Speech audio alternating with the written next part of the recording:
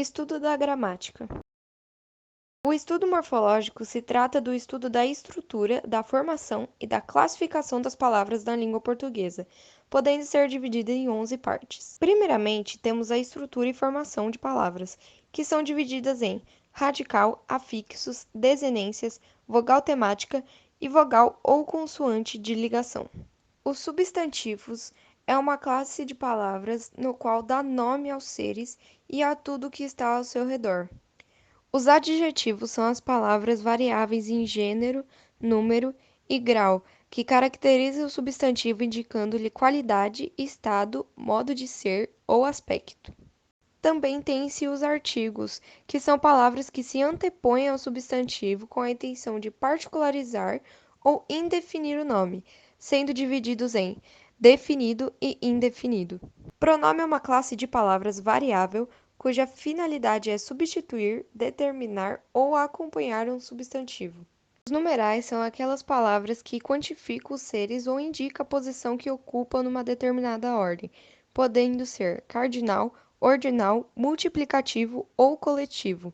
Na morfologia também temos verbos, que são palavras que indicam acontecimentos representados no tempo, como uma ação, um estado, um processo ou um fenômeno. Advérbios são aquelas palavras no qual modifica o sentido do verbo, acrescentando-lhe uma circunstância, podendo ser dividido em lugar, tempo, modo, negação, dúvida, intensidade, afirmação ou locução verbal, que trata-se do conjunto de duas ou mais palavras que possuem valor de advérbio. As conjunções são vocábulos gramaticais cuja função é reunir ou relacionar orações em um mesmo enunciado. As conjunções coordenativas é quando duas orações são independentes entre si e podem ser completamente entendidas uma sem a outra. Já as conjunções subordinativas é quando temos uma oração sendo dependente da outra. A preposição é a classe de palavras que liga palavras entre si. É invariável e estabelece relação de vários sentidos entre as palavras que liga. A preposição essencial sempre funciona como preposição.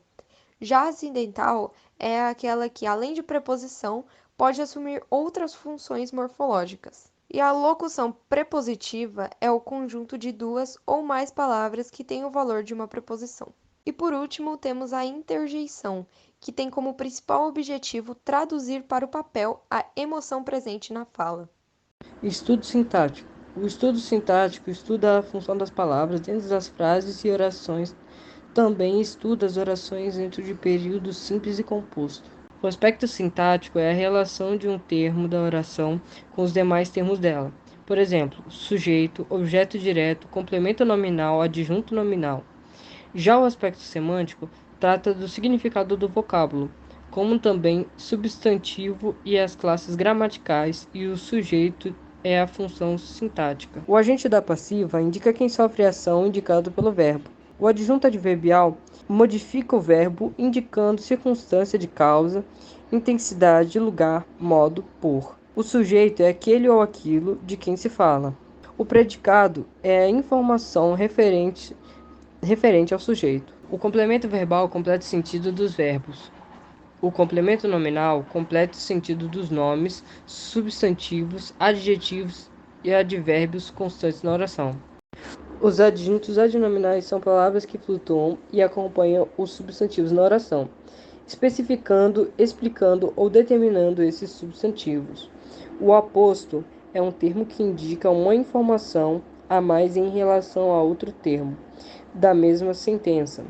Ele pode aplicar, resumir, explicar ou desenvolver seu significado.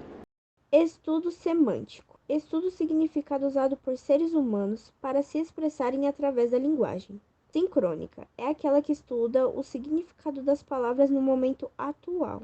E diacrônica é aquela que estuda o significado das palavras em um determinado espaço. Conotação designa o sentido virtual. Denotação designa o sentido real. Sinônimos designam as palavras que possuem significados semelhantes. Antônimos designam as palavras que possuem significados contrários. Hiperônimo São palavras que possuem um sentido mais abrangente, ou seja, englobam um conjunto de palavras relacionadas a ela e que estão dentro de um mesmo grupo semântico. Hipônimo. Ao contrário de hiper, que é o mais amplo, hipo é restrito, isso é, está relacionado a elementos mais específicos dentro do conjunto de hiperônimos. Homônimos são palavras que ora possuem a mesma pronúncia, ora possuem a mesma grafia. Entretanto, possuem significados diferentes. Parônimos são aquelas palavras que possuem significados diferentes, porém se assemelham na pronúncia e na escrita. Polissemia representa a multiplicidade de significados de uma palavra.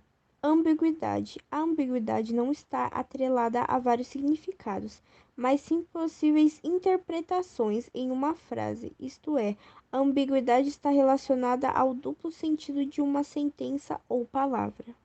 Bom, o campo lexical, ou estudo lexical, é o conjunto de palavras que pertencem a uma mesma área de conhecimento. Essas palavras podem e são alteradas de acordo com o tempo e o surgimento de novos lexemas. Esses lexemas são uma palavra ou parte da palavra que serve de base ao sentido que por ela é expresso. Também se diz semantema. Lexical.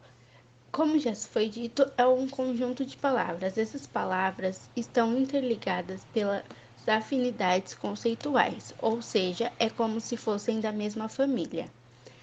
O nosso léxico é onde nós recorremos quando nos comunicamos. Ele é composto por uma infinidade de palavras e ao longo das nossas vidas, os diferentes contatos e situações, ele recebe novos elementos. Os lexemas podem mudar de acordo com o local, o público e a informação que se quer passar.